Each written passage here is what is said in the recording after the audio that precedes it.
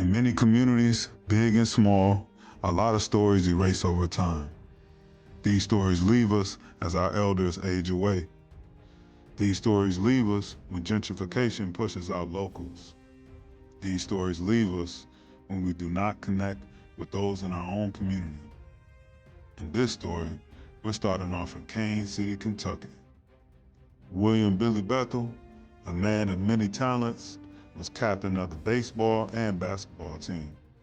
Voted the most valuable player in baseball and basketball in 1945 as well as 1946. Elected president of the physical education club, he also started as a defensive end of his football team.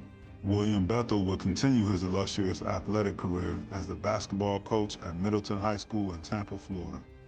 During his tenure at Middleton, Billy Bethl would coach 5 young men: Earl Bubba Washington, Boise Waiters, Herman Big Man Pittman, Samuel Red Hot Hearns, and Sam Mitchell. 5 friends from Tampa attended Florida A&M University together to further their education as well as their skills on the basketball court. From Florida A&M, they'd head south to the Tri-County, Broward and West Palm Beach to be exact. Their impact is told by Earl Garnet Beneby, an Attucks alum who was the assistant trainer for Attucks High School in the 1960s under Coach Washington, as he tells the story about the FAM5.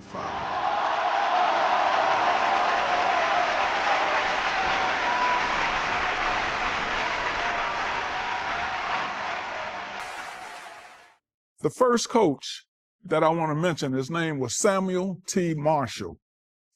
He was on that 1952 team that won the national championship in FAMU. But he played both football and basketball.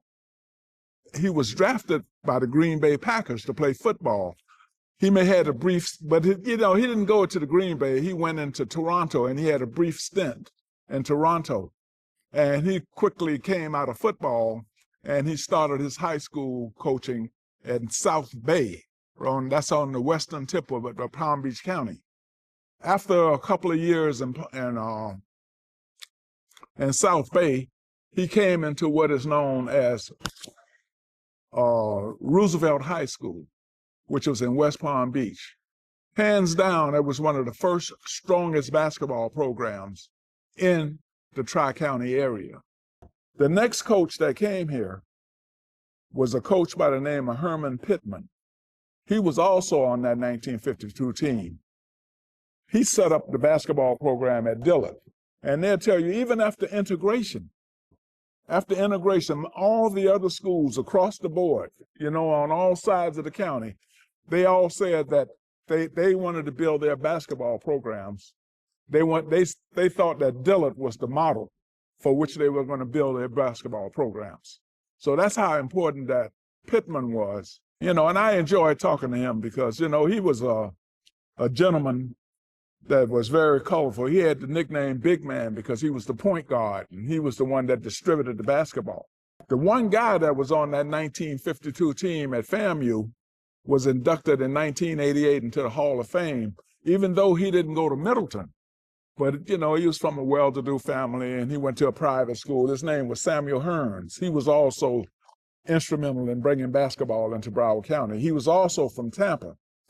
In fact, his name was Samuel Red Hot Hearns, because he was a prolific scorer.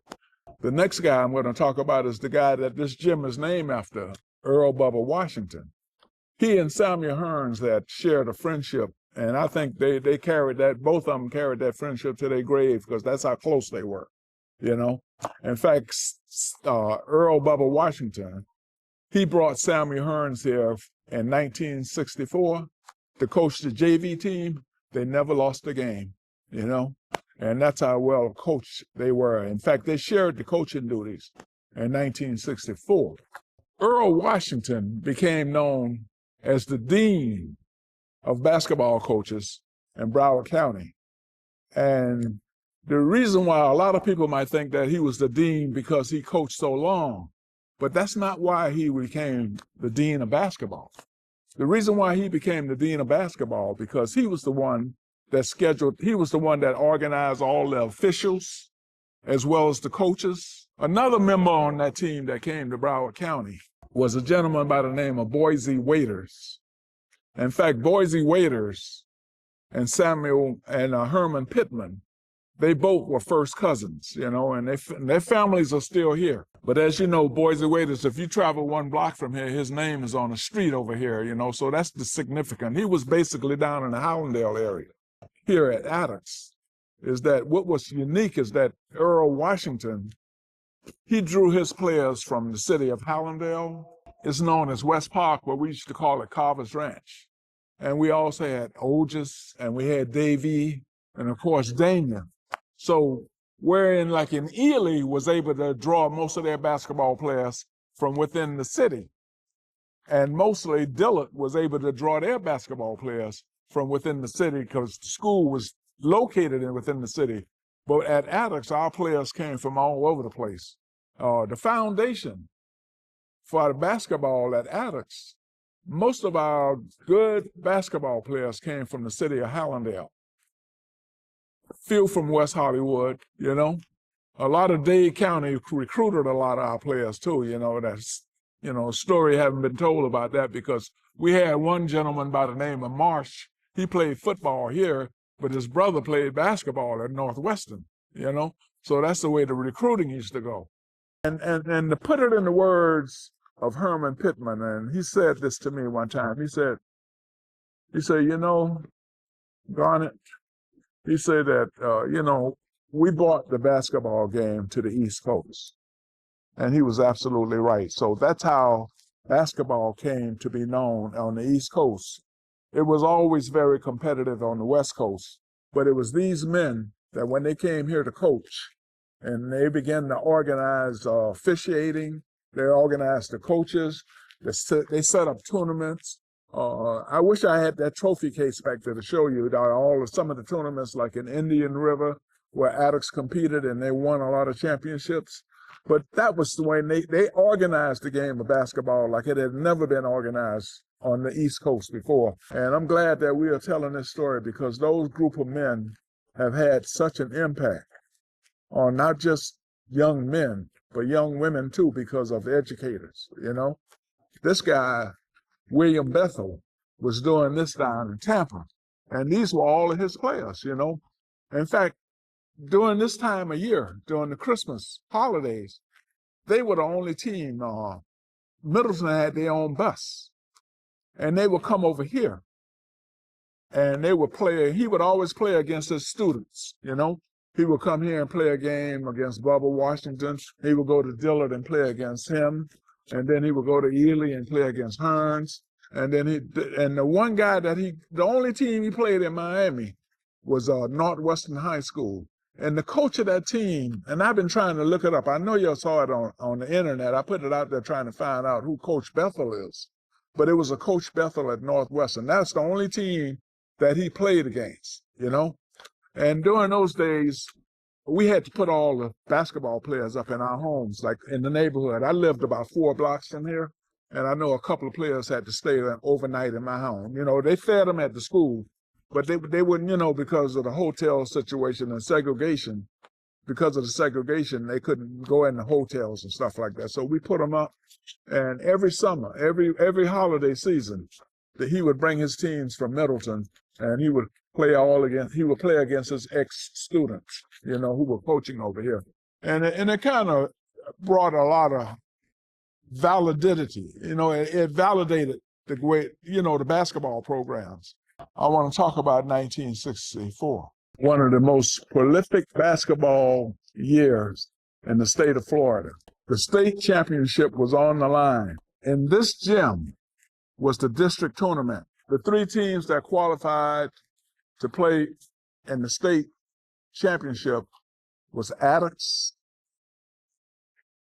Ely, and the winner was Northwestern High School. They won the district championship in this office. And that was one of the best years for basketball. But it had so many plots to it because the team that played for the championship was Tampa Middleton and H.A.C., okay? was one of the best basketball games I'd ever seen in my life. You know, and it had so many plots because here you have the coach against his student, right? One of the best coaches in the country, William Bethl against Earl Bubba Washington. The score of that game was 73-72. One of the best basketball games. In fact, I think Middleton had to defeat Ely and another team to get to the championship. We had to defeat Northwestern, who was the district champion here. We beat them. And then the second team we beat was Quincy. I mean, remember I mentioned Quincy, Florida. They always had great basketball teams. That was a huge basketball team. We were able to beat them. But the two players that we had on that team was Cyril Pender and Jesse Daniels.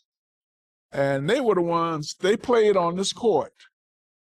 And that team was so popular that it's the first time we actually got people from all sectors of the community to come in and watch basketball. It was just unbelievable that you would see two players that would average almost 30 points apiece.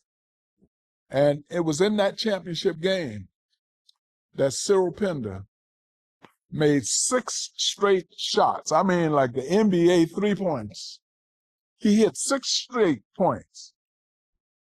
And the 7th shot, because I was sitting right next to Earl Washington. I was sitting right next to him on the bench. When he went up for the 7th shot, the guy fouled him. And Coach Washington, which he's a very cool gentleman, but he flew off the bench because he knew it was a foul, and he told the guy to call foul.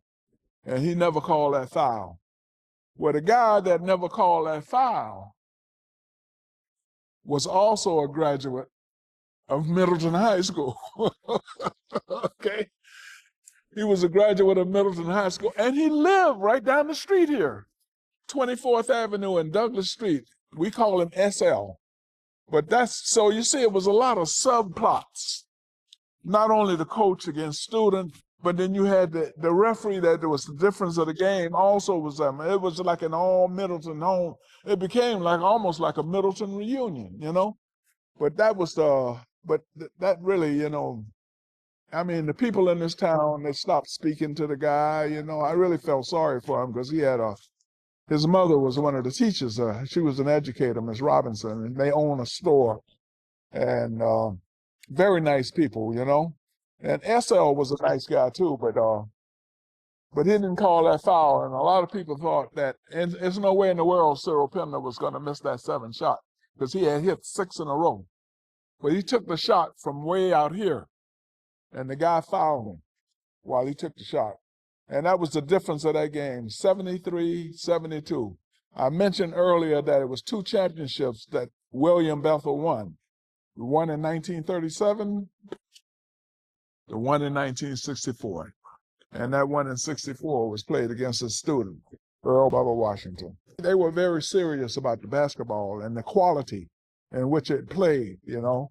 And I was just fortunate to be around such men of high integrity and men who had so much impact on students as educators and as well as coaching.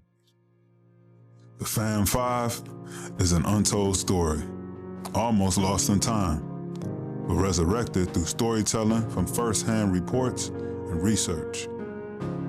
Samuel Marshall would compile a 229-98 win-loss record during his tenure as basketball coach in West Palm Beach and was inducted into the Palm Beach County Sports Hall of Fame in 1979. He passed away in 2004. Herman Big Man Pittman established the high school dynasty at Dillard High School, winning 4 state championships, and under his leadership came legendary coaches such as Darrell Burroughs and Marcia Pender. Coach Pittman would pass away in 2022. Samuel Red Hot Hearns would later serve as principal at Hollywood Hills, Blanche Ely, and Coconut Creek High School. He passed away in 2022 as well. Earl Washington would win 7 district titles as well as runner-ups to 2 state championships. He passed away in 2021. Boise Waiters would make history becoming the first black elected official in Broward County in 1966. Fortunately, tragedy would strike in 1977. While addressing the Dania Beach Commission, Boise Waiters would succumb to a heart attack. He was 51.